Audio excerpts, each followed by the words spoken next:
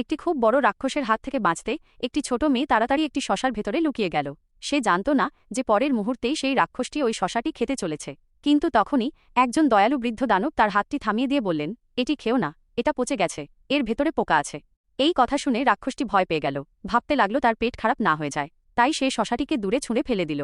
তারপর রেগে গিয়ে সে টেবিল থেকে ক্লোরিন মেশানো জলের গ্লাস তুলে নিয়ে চলে গেল। ধীরে ধীরে মেয়েটি শশা থেকে বাইরে বেরিয়ে এলো, চটচটে রসে মাখা অবস্থায়। বৃদ্ধ দানবটি তাকে আলতো করে তুললেন, বড় নলের নিচে নিয়ে গিয়ে তাকে পরিষ্কার করে দিলেন। তারপর তার কাপড়গুলি আগুনের পাশে শুকিয়ে দিলেন।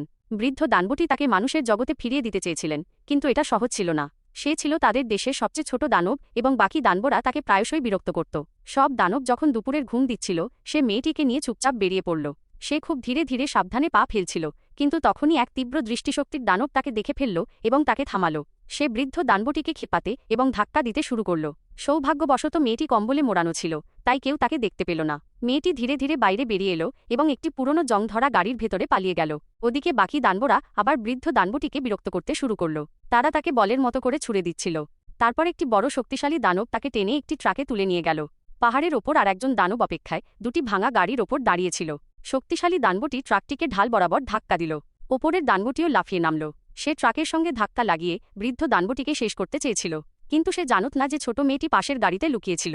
ধাক্কা লাগার ঠিক আগেই মেয়েটি স্টিয়ারিং দ্রুত ঘুরিয়ে দিল এবং এরপর যা ঘটল তা ছিল খুবই মজার। বৃদ্ধ দানবটি সম্পূর্ণ সুরক্ষিতভাবে বাইরে বেরিয়ে এলেন। এটা দেখে বাকি দানবরা খুব রেগে গেল। তারা তার কান ধরে আবার তাকে বিরক্ত করা শুরু করল। তখনই হঠাৎ কালো মেঘ ছেয়ে গেল এবং জোরালো বৃষ্টি শুরু হয়ে গেল। যেহেতু দানবদের ভূমি পাহাড়ে ছিল, এখানে বজ্রপাতের ঝুঁকি বেশি ছিল।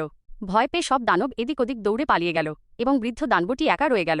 তিনি তার চশমা পরলেন, মেয়েটিকে আলতো করে তুললেন এবং তাকে মানুষের জগতে নিরাপদে ফিরিয়ে নিয়ে যাওয়ার যাত্রা শুরু করলেন।